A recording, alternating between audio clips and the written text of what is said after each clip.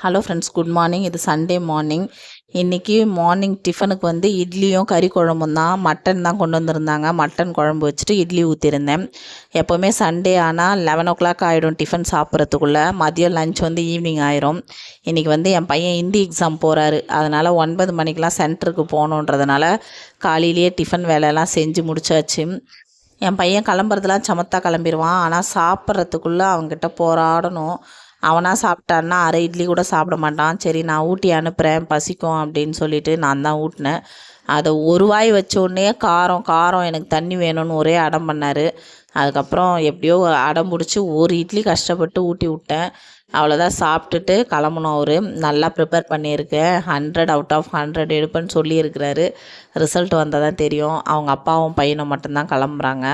அவங்களுக்கு tata bye by சொல்லி அனுப்பி விட்டாச்சு.